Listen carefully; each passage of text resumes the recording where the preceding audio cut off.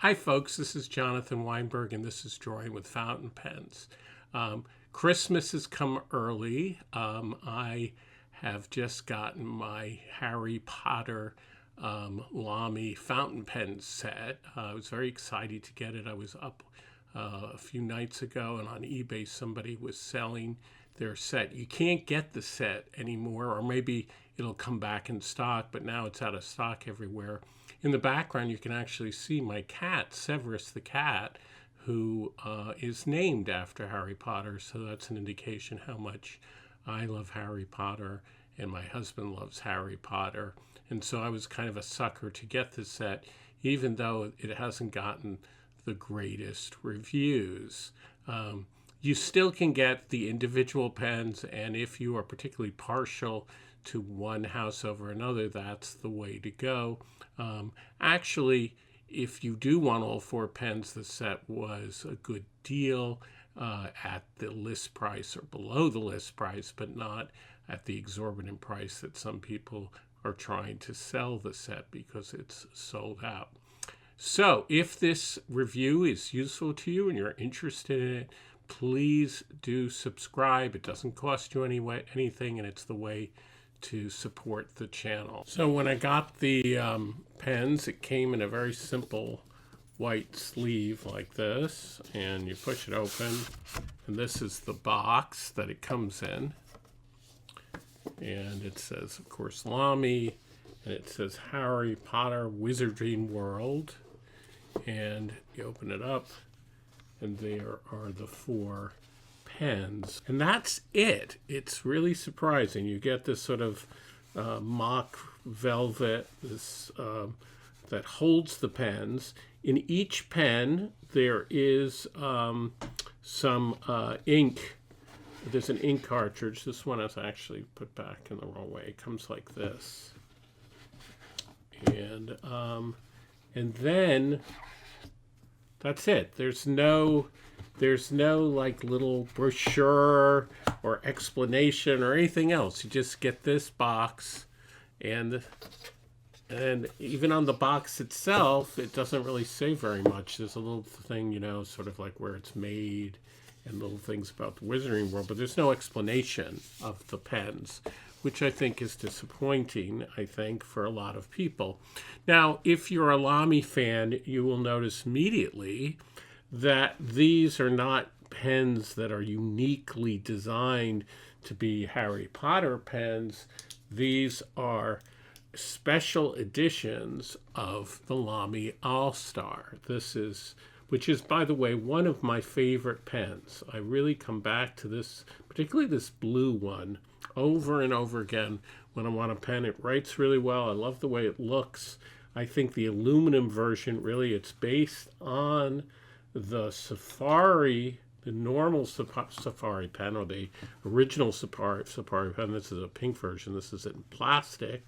The All-Star is aluminum and anodized, and it comes in these beautiful colors. I have a blue one, and I have a silver one, and I particularly, as I say, like the blue one.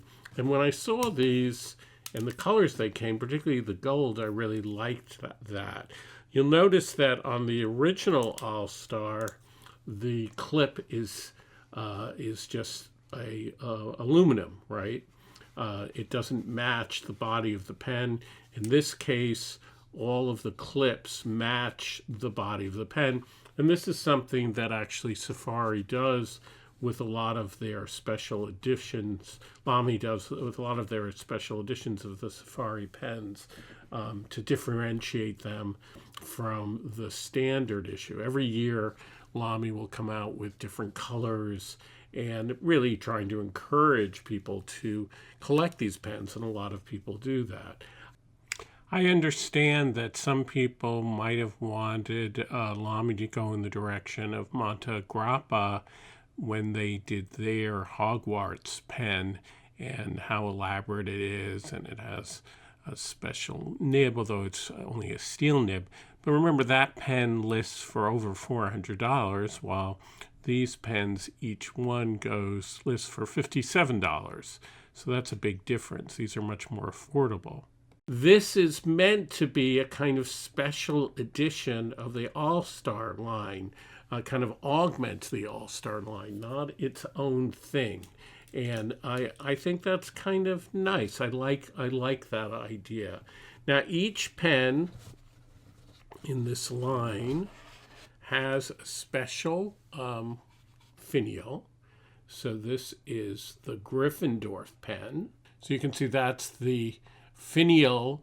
On the finial is the lion of the Gryffindor. Now these finials are a bit, I think, quite subtle, right? I had to take me a while to sort of make out what is the actual animal that is on them, but it is actually a lion. And also on one side is an engraving. You can see this engraving, actually that's coming out quite nicely, is this sort of fire motif, because the courage of a lion and the sort of fiery temperament of the Gryffindor type of student is supposed to be embodied in fire. So if you think of Harry Potter, I suppose he himself has kind of like, he's quick to anger and he's courageous, but he doesn't always think before he leaps.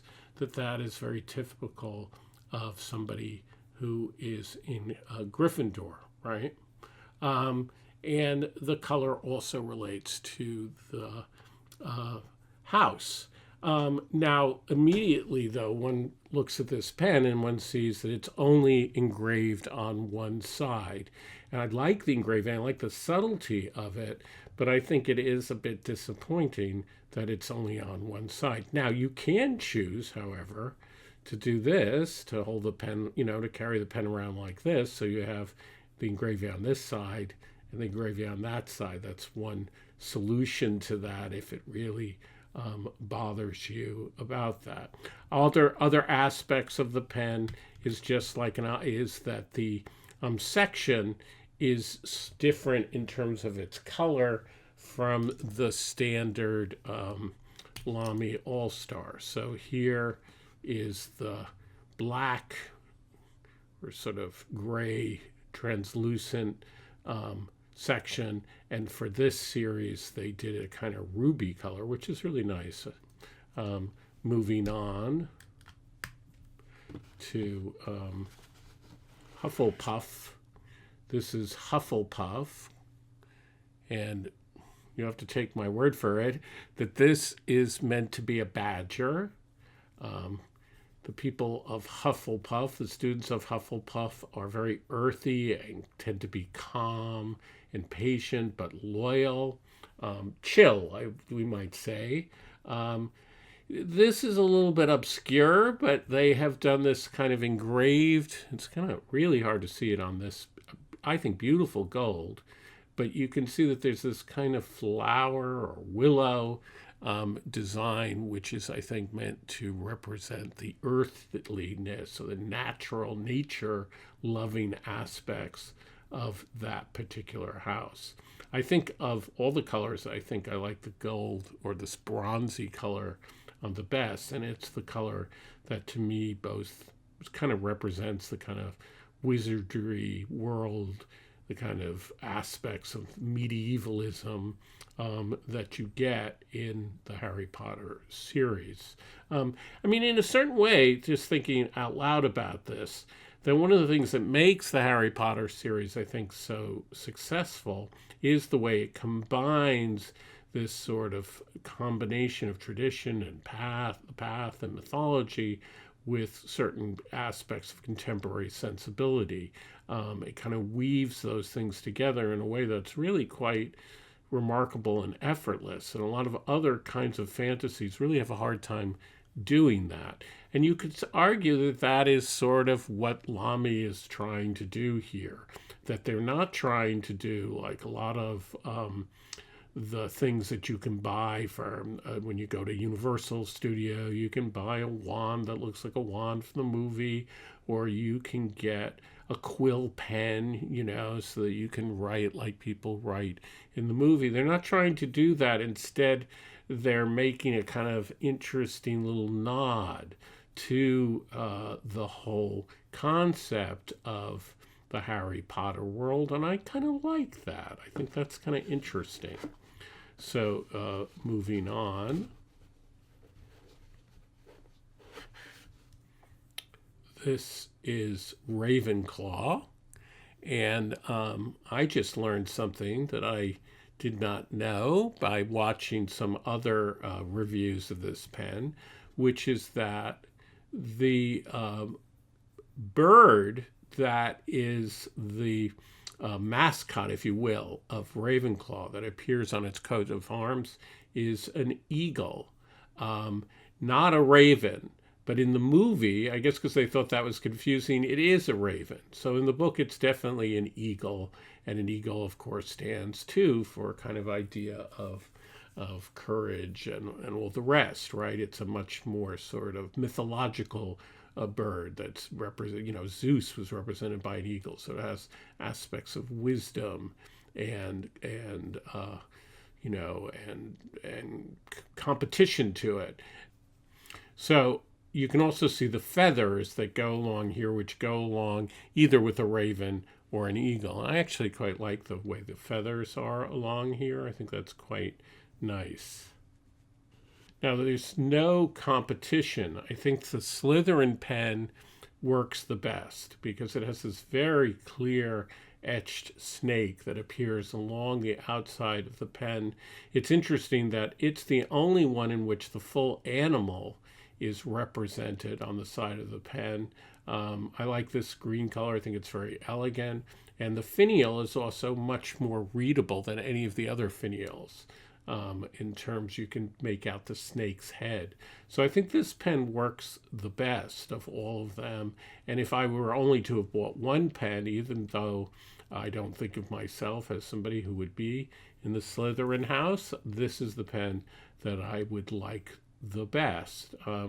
I am a big fan of the Harry Potter books, but I guess because I came to them when I was already a grown-up, I don't imagine myself as being in Hogwarts or being in any one of the houses. So I don't think of myself as being one or the other. One of the things I didn't realize when I first got the pen is that the section each section is different color, and the sections are made to match the color of the house. So you can see, for example, that that Gryffindor has a kind of brownish, bronzy, I don't know what you would quite call this color. I guess it's copper, kind of copper color, and it's kind of brown section. And Slytherin is a dark green, almost emerald color, and that's really nice. If you look at the standard Lamy All-Star, it is this only gray. And I should note here that these pens, while they're not cheap, but they list for $57 each if you buy them individually. The regular Lamy All-Star lists for $47. And it seems that, since it is a special edition and all the rest, that to charge just $10 more for it doesn't seem to me to be that exorbitant. Remember, they have to pay Warner Brothers a licensing fee, and that's often quite a lot of the profit goes to that. So there's that. And they also have to go, they have to do each one of these things has to be custom for the particular pen, and then they have to engrave it, and they're coming up with, in some cases, some new colors. It's pointed out, though, however, on the internet that particularly in the case of the blue color, that the All-Star has used this particular color before. But in the case of the Harry Potter pen, the clips are matching also the pen, which is not something that happens on the standard All-Star. So all these things cost money, and I like kind of the subtlety of it. I would say in terms of the design, there are only two problems that I think that really bother me. One is that I would have had the engraving on both sides of the pen. I think that's a problem. I mean, I think it just would look nicer if the engraving continued on both sides. Of course, that would cost more money. And I think that the design of the finials is too abstract. I would have tried to make it clearer in terms of the animals, particularly when you keep in mind that these pens are meant to be bought by kids, and I think that it needs to be a little clear. It could be a little clearer in terms of how they evoke those original animals. In conclusion, Lamy has, in a sense, stayed true to their roots of less is more, and their sort of a larger design aesthetic. These don't break with the aesthetic. It's almost as if that was the challenge. Could you make a Lamy pen that alludes to a mass commercial movie, fantasy movie, but still looks like a Lamy pen? And I think in that sense they're successful. I think, though, on the other hand, what I don't like about this set is how pared down it is. I think that if you're giving a gift like this, particularly to a kid, it probably should have some brochures in it, and it should have some pictures of people from the movie. There should be a little more celebration of the whole Harry Potter phenomenon in the set than just having the pens. Otherwise, it doesn't make sense as a box set in that sense. So I think that is disappointing. I'm not going to write with the pens or draw with them today because they write and draw just like any other Lamy All-Star pen or any other Lamy Safari pen. And I've already reviewed those pens and they write just fine. Lamy basically uses the same nibs in all of their pens that are under $100. So there is no big surprise there with these pens. So you have to kind of decide how much of a fan of Harry Potter are you? How much of a fan are you of Lamy? I wonder, time will tell as the years go by, will this be a good investment in terms of collectability? You never can tell with things that people collect. Often things that are most obvious that are collectibles end up not being very valuable because people save them and don't use them, and therefore 20 years from now there'll be tons of these sets that people saved and kept to sell in their old age, while the things that people often want to get and collect later are things that people had when they were a child and used, like matchboxes or probably early Lego things. So the very thing that people think is most likely to be collectible because people don't use it and they keep it ends up making too many of those in the sort of being saved, while the things that people used as kids and played around with, it's very hard to find mint version of those 30 or 40 years later. And so those become more valuable. So it's kind of paradoxical. Anyway, I don't believe in any case that you should buy fountain pens and not use them. I'm planning to use these pens and enjoy them. And I really do like the way they look. And so I'm fairly pleased, but I can see why some people are disappointed with them. So have a happy holiday, whatever holiday that you choose to celebrate this time of year. Have a fantastic new year, and I wish you all well. Please do subscribe. And the next videos I think you're going to see me do will be kind of the year-end kind of wrap-up of favorite pens. And I have a feeling I may mention these Harry Potter pens among some of my favorite pens of the year.